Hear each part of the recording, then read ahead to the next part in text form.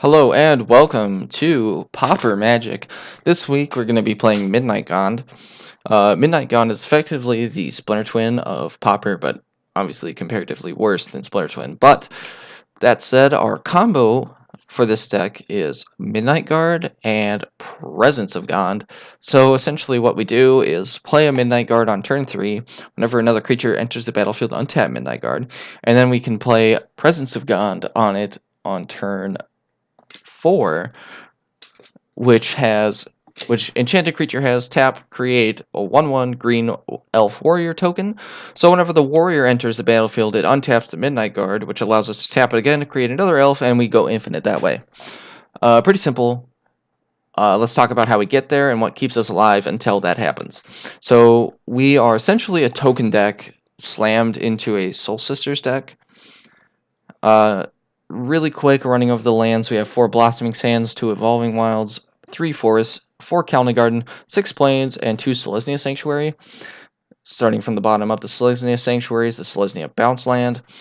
When it enters tapped, return a land you control to its owner's hand. The reason that's in there is just it's a good dual land for Pauper specifically, plus we can bounce our Khalni Garden to get an additional token, and our Blossoming Sands to gain an additional life depending on the circumstances.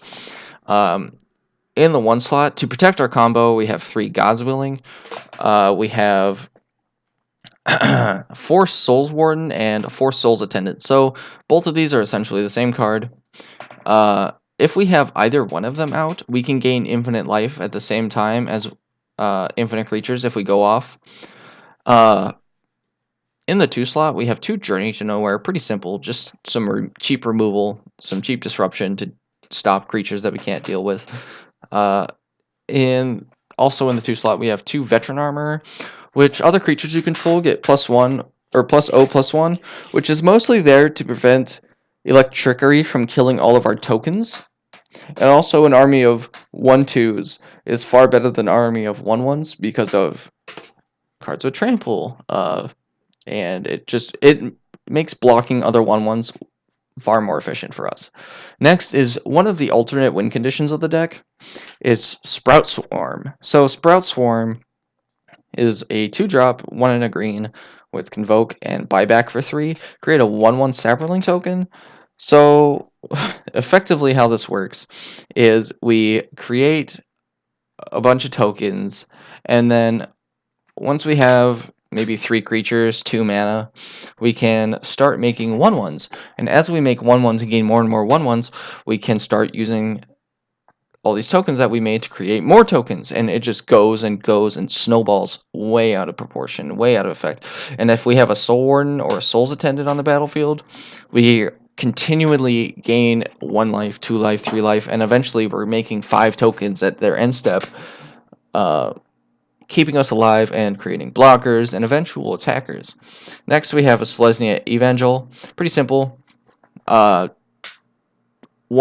tap an untapped green creature, untapped creature you control, get a 1/1.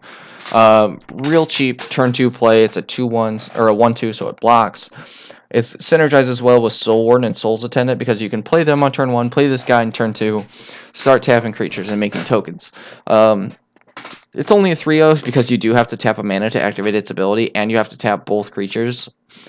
It's not perfect. I'd rather use Sprout Swarm to make tokens 100% of the time, but I mean it's a good card. It does its job well. Next we have another pseudo Veteran Armor in the form of Spidersilk Armor. The only difference between this and Veteran Armor is A, it's not a creature, and B, this one gives reach. So that's really good against Delver decks, against the combo decks, the other combo decks where you're untapping your lands, the Drake decks. Next we have Plan C in terms of our win conditions. Pallid Mycoderm. So Pallid Mycoderm, at the beginning of your upkeep, you get a Spore counter on it. You can remove 3 Spore counters, create a 1/1. We're not generally not really doing that. We're not worried about that part of the ability or this card. The important part is sacrifice a Saproling. Each creature you control that's a fungus or Saproling gets +1/+1 until end of turn. Notice that he's a fungus. And also, Most of these tokens are saplings. The only ones that aren't saplings are the elf warriors created by Presence of God. And if we're creating elf warriors with Presence of God, either we're in trouble or winning. The reason I say either we're in trouble is because if we have to put that on like the Soul Warden and we don't have the combo readily available, might mean we're in trouble. But that said, the way this works is, so we've created a bunch of saplings with the Evangel, Sprout Swarm, Scatter the Seeds, whatever, and now we have, say, 10 tokens. Sack one of them, now we have 9 2/2s, and then a 3/5. And it can just snowball from there, depending on how many creatures we have, and then we can just attack, overwhelm them, and win. Lastly, we have 2 Scatter the Seeds, Convoke, create 3 1/1s. Pretty simple. Moving on to the sideboard, we have a lot of hate. It's basically all hate. Circle Protection red, 2 Standard Bearers, 4 Gleeful Sabotage, 2 Scattershot Archer, and 4 Valeron Outriders. So, the Circle Protection red, pretty simple. Pay 1. Next time a red source of your choice would deal damage to you this turn, prevent that damage. Comes in against any red deck. Especially aggressive decks, because we can just fog their creatures and or their burn spells.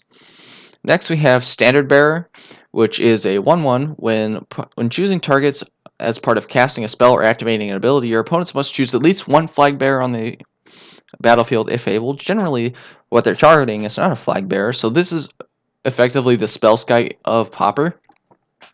Comes in against hexproof, heavy targeted removal decks. Forces them to target my creature with their stuff. Protects our combo. Neuters hexproof if we get it down on turn 2. Especially if we're on the play, because they can't put any of their enchantments on their own creatures, so they have to enchant our Standard Bearer. So now they have a 1/1 hexproof, and that's definitely something we can deal with. As opposed to a Gladecover Scout with Armadillo Cloak, Rancor, etc. Next we have 2 Scattershot Archer, which we bring this in against small flyer matchups.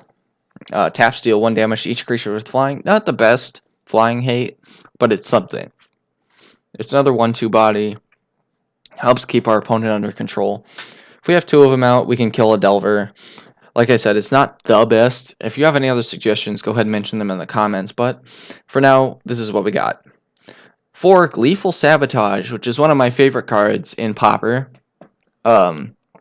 Destroy target artifact or enchantment, but it has Conspire. And as you can see, if you tap 2 creatures that share a color with it, copy it. You may choose new targets for the copy. So, real quick, let me get into why this is one of my favorite sideboard cards in Pauper.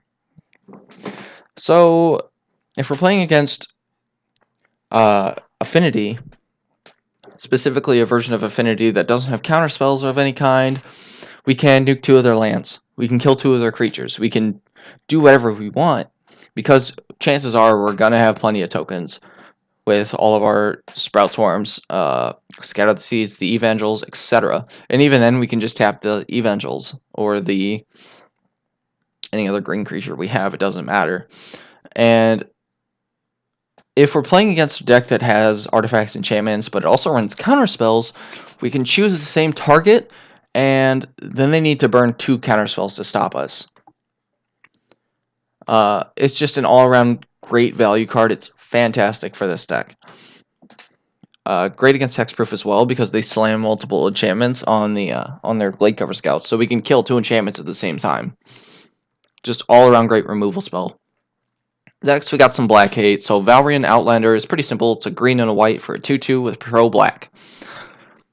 It's just a beat stick that gets in there on turn 3 if we play it on curve.